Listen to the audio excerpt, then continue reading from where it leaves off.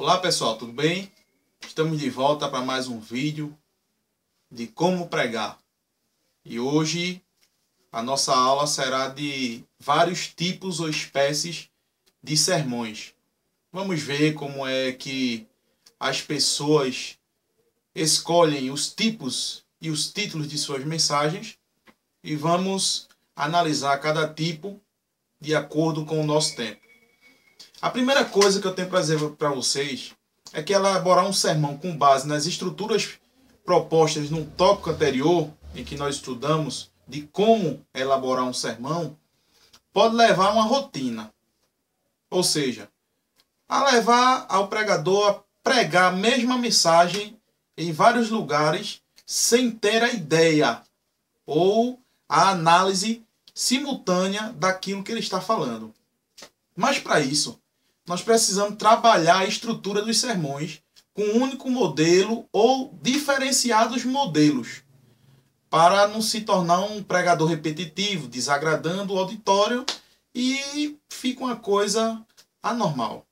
É importante, meus irmãos, elaborar um sermão de acordo com o ambiente, com o lugar, com o auditório e com as circunstâncias. Se estamos pregando numa formatura, não devemos pregar um sermão doutrinário. Se é um culto festivo para adolescentes, não é conveniente pregar um sermão escatológico. Ou se não, se for num culto de senhoras recém-casadas, não se deve abordar soteriologia. Ou seja, para cada situação há uma espécie de sermão adequado. As espécies de sermão podem ser classificadas em diversos modos. Numa tentativa de classificar os sermões, os autores os definem do ponto de vista do conteúdo ou do objeto, dos métodos de análise, da extensão do texto, do assunto, do objetivo e também da estrutura do texto. Marinho, em 1999, estabeleceu a classificação quanto ao assunto ou ao conteúdo geral do sermão. O tipo de estrutura ou método psicológico é a finalidade. Pela primeira classificação quanto ao assunto dos sermões, elas podem ser assim, classificadas primeiramente em 6 diferenciadas.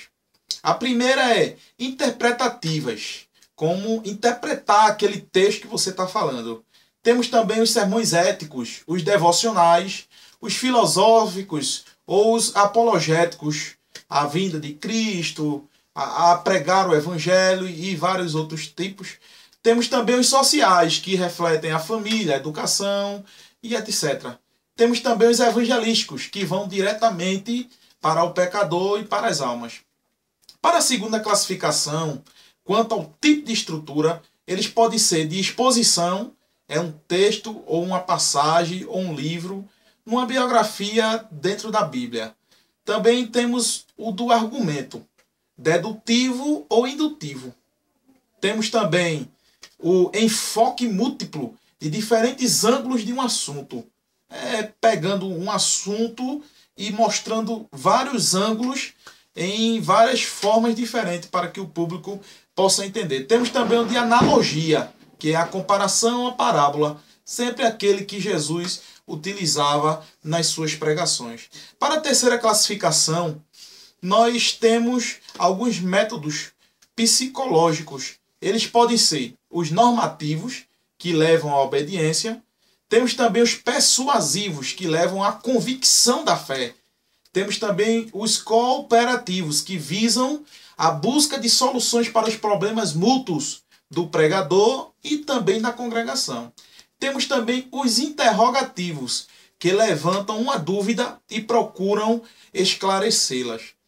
Temos também, para a quarta classificação, para nós estarmos encerrando por hoje, os pastorais, os evangelísticos, os cerimoniais, os missionários e os ocasionais. É aquele que estamos num culto e não sabemos que iremos trazer uma mensagem ou uma palavra para a igreja e alguém nos pega de surpresa e nos coloca para trazer um texto ou um sermão para a congregação. Desde já, meus amigos, eu agradeço pela oportunidade e pelo carinho de todos vocês que têm assistido os nossos vídeos temos só uma questão para falar aqui neste momento, é que nós temos analisado alguns pregadores da atualidade e que eles têm pego alguns textos da Bíblia Sagrada e muitas vezes no tema da sua mensagem ou quando eles estão analisando o texto no meio da pregação, no início ou no final,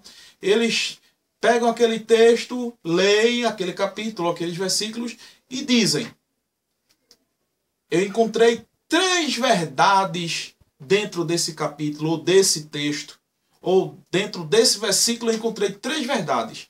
Ou seja, deixa a entender para algumas pessoas, que algumas pessoas já vieram me interrogar sobre esse assunto, deixa a entender que o resto do texto seria mentira. E nós sabemos que a Bíblia Sagrada, o texto sagrado, ele é sempre verdade. É uma obra completa de verdade. Nunca tem nada de mentira. Então, por favor, pregadores da palavra de Deus, quando forem fazer os seus textos, nunca tirem algumas, ou 3, ou 1, ou 2, ou 5 verdades do texto. Preguem sempre o texto todo, porque ele todo é uma verdade.